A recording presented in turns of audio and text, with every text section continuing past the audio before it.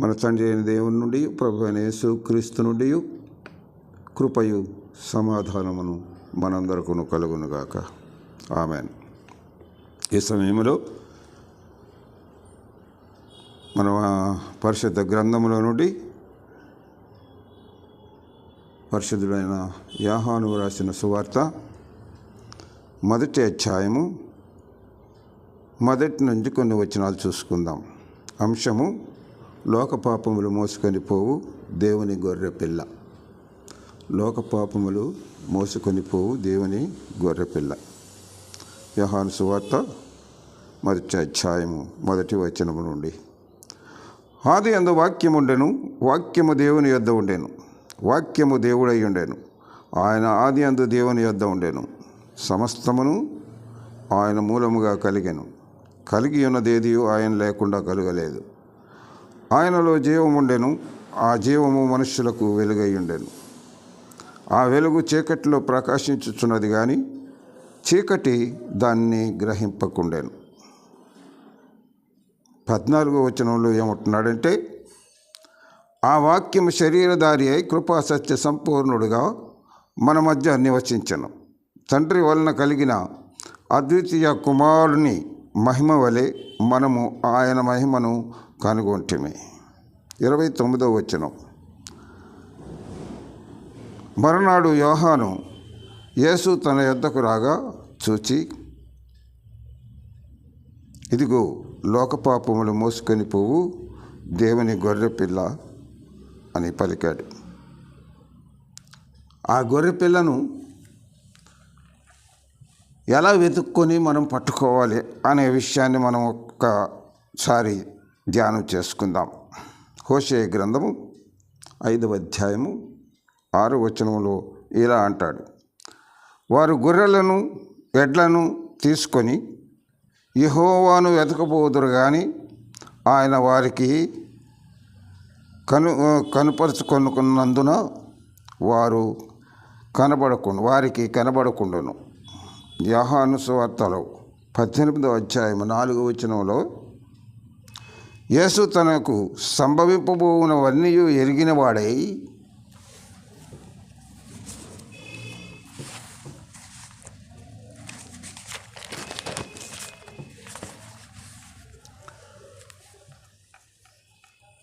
వారి యొద్దకు వెళ్ళి, మీరెవరిని వెతుకుచున్నారని అడిగాను. వారు నజరేయుడైన యేసును అని ఆయనకు ఉత్తరం ఇచ్చారు. యేసు నేనే ఆయనను అని వారితో చెప్పాడు. అలా వెతికిన వారిని కొంతమందిని మనం జ్ఞాపకం చేసుకుందాం. మొట్టమొదటిగా మగ్దలేనే మరియ. యోహాను సువార్త 20వ అధ్యాయము 15వ వచనములో యేసు, అమ్మా ఎందుకు ఏడ్చుచున్నావు, ఎవరిని వెతుకుచున్నావు అని ఆమెను అడుగగా, ఆమె ఆయన తోటమాలి అనుకొని, అయ్యా నీవు ఆయనను మోసుకొని పోయిన ఎడల ఆయనను ఎక్కడ ఉంచితువో నాతో చెప్పుమని అనేను. నేను ఆయనను ఎత్తుకొని పోదునని చెప్పాను. యెషయా గ్రంథము 55వ అధ్యాయము 6వ వచనంలో అంటాడు కదా, యెహోవా మీకు దొరుకు కాలమున ఆయనను వెదకుడి, ఆయన సమీపంలో ఉండగానే ఆయనను వేడుకొనుడి. అదే యెషయా గ్రంథము 51వ అధ్యాయము 1వ వచనములో, నీతిని అనుసరించుతూ యెహోవాను వెతుకుచుండు వారులారా నా మాట వినుడి, మీరు ఏ బండ నుండి చెక్కబడితారో దాన్ని ఆలోచించుడి. జెఫన్యా గ్రంథము 2వ అధ్యాయము 3వ వచనంలో ఏమంటున్నాడంటే, దేశంలో సాత్వికులై ఆయన న్యాయ విధులను అనుసరించి సమస్త దీనులారా యెహోవాను వెదకుడి. ఇర్మీయా గ్రంథం 29వ అధ్యాయము 13వ వచనం, మీరు నన్ను వెతికిన ఎడల పూర్ణ మనసుతో నన్ను గూర్చి విచారణ చేయనడలా మీరు నన్ను కనుగొందురు అంటాడు. ఇలాగా దేవుని వెతికి లోకంలో ఎంతోమంది దేవుడు ఎక్కడున్నాడు, అక్కడున్నాడు, ఎక్కడో ఉన్నాడు అంటే అక్కడికి పరిగెడుతున్నారు. దేవుడు ఎక్కడున్నాడు అని ప్రభు చెప్తున్నాడు. నీ హృదయమే ఆలయము, ఆ ఆలయములో నేను ఉంటాను, నన్ను చేర్చుకో అంటున్నాడు ప్రభు. కాబట్టి ఆయనను వెతకాలి అని అంటే వెతకవసరం లేదు, ఆయన్ని ప్రార్థించాలి, ఆయన నీతో ఉంటాడు. అందుకే ఓ భక్తుడు ఇలా పాడుతున్నాడు పాట. నా కళ్ళకు ఎంత ఆశ, నా కళ్ళకు ఎంత ఆశ, నీవు కానరావని ఎరిగినా వెదుకుచూ వెదుకుచూ ఉంటాయి. శరణు శరణు యేసుదేవా. కాబట్టి ఆయన్ని వెతికే వారికే దొరుకుతాడు ఆయన. కాబట్టి పూర్ణ ఆత్మతోనూ, పూర్ణ సత్యముతోనూ, పూర్ణ బలముతోనూ ఆయన్ని వెంబడించిన వారికి ఆయన దొరుకుతాడనమాట. అయితే కొంతమంది ఆయనతో కూడా ఉన్నా కానీ, ఆయనతో పయనించినా కానీ, ఆయన నీలో ఉన్నాడని తెలుసుకున్నా కానీ ఎరగకుండా ఉంటున్నారు. యోహాను సువార్తలు 18వ అధ్యాయము 14వ అధ్యాయము 8వ వచనం. అప్పుడు ఫిలిప్పు, ప్రభువా, తండ్రిని మాకు కనపరచుము, మాకంతే చాలును అని ఆయనతో అనగా, ప్రభు అంటున్నాడు అక్కడ, ఫిలిప్పు, నేను ఇంతకాలం మీ యొద్ద ఉండినను నన్ను ఎరుగవా? నన్ను చూచినవాడు తండ్రిని చూచినట్లే అన్నాడు ప్రభు. అది 27వ వచనంలో యోహాను అంటాడు, నా వెనక వచ్చేవాడు మీ మధ్యనే ఉన్నాడు, మీరు ఆయనను ఎరగరు, ఆయన చెప్పుల వార్లు ఇప్పటికైనాను నేను యోగ్యుడను కాను అంటాడు. అదే యోహాను సువార్తలో 21వ అధ్యాయము 4వ వచనంలో, అయితే యేసు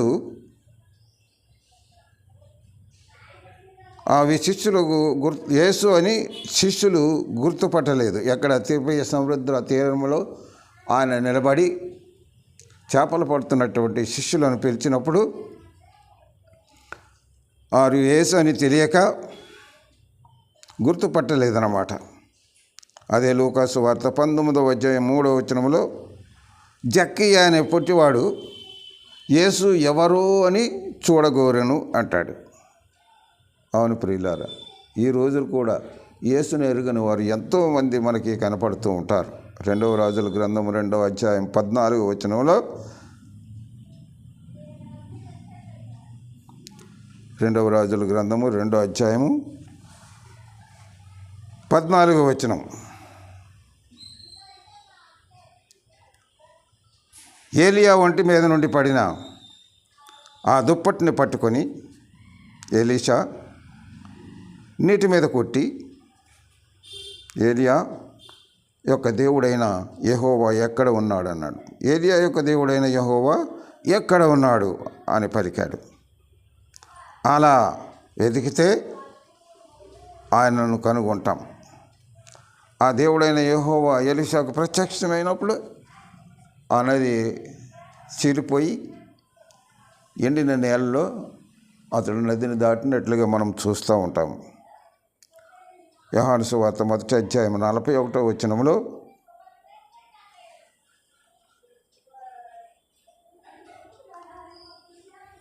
ఇతడు తన సహోదరుడైన సీమోనును చూచి మెస్సియాను కనుగొంటిమని అతనితో చెప్పాను. యేసు శిష్యులు మరి అనేకులు ఆయన్ను చూచి మేము మెస్సియాను కనుగొన్నామని అక్కడ సాక్ష్యం నతనయేలు సాక్ష్యం ఇచ్చినట్లుగా మనం చూస్తున్నాం. యోహాను సువార్త 20వ అధ్యాయము 16వ వచనంలో, యేసు ఆమెను చూచి మరియా అని పిలిచాను. ఆమె ఆయన వైపు తిరిగి ఆయనను హెబ్రీ భాషతో రబ్బూని అని పిలిచాను. కాబట్టి ఆయనను వెతికితే మనం కనుగొంటాం. మన కన్నులకు ఆయన ప్రత్యక్షం అవుతాడనమాట. కనుగొంటే ఏం జరుగుతుంది అనే విషయాన్ని మనం ఒకసారి ధ్యానం చేస్తే యెహెజ్కేలు గ్రంథము 2వ అధ్యాయము 1వ వచనం. నరపుత్రుడా, నీవు చక్కగా నిలబడుము, నేను నీతో మాట్లాడవలను అని నాతో మాట్లాడిన స్వరము పలుకుట నేను వింటిని అంటాడు. ఆత్మ నాలోనికి వచ్చి నన్ను నిలబెట్టాను, అప్పుడు నాతో మాట్లాడిన స్వరము వింటిని అంటాడు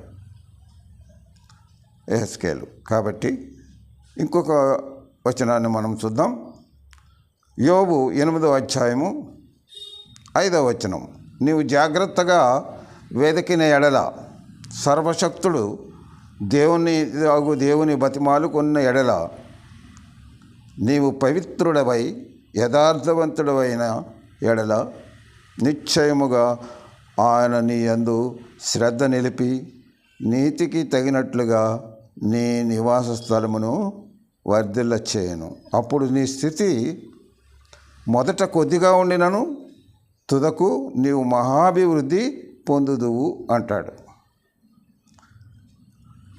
అలాగా ఆయన్ని కనుగొంటే ఆయన్ని తెలుసుకుంటామన్నమాట. యెషయా గ్రంథము 45వ అధ్యాయము 4వ వచనంలో ఏమంటున్నాడు చూద్దాం. నా సేవకుడు అయిన యాకోబు నిమిత్తము నేను నీకు పేరు పెట్టి పిలిచి తిని, నీవు నన్ను ఎరగకుండినప్పటికీ నీకు బిరుదులిచ్చి తిని అంటాడు. అదే యెషయా గ్రంథము 62వ అధ్యాయం 2వ వచనం చివరి భాగంలో మనం చూస్తాం. రాజులందరూ నీ మహిమను చూచెదరు, యెహోవా నియమింపబోవు కొత్త పేరు నీకు పెట్టబడుతుంది. అప్పుడు ఏం జరుగుతుంది మరి? యోహాను సువార్త 1వ అధ్యాయము 42వ వచనంలో యేసు అతని వైపు చూచి, నీవు యోహాను కుమారుడవైన సీమోనువు, నీవు కేఫా అనబడదువు అంటున్నాడు. కేఫా అనే మాటకి రాయి అని అర్థము. కాబట్టి ఆయన కొరకు రాయిలా స్థిరముగా నిలబడే భక్తులముగా మనం ఉండాలని ఆయన కోరుతూ ఉన్నాడు.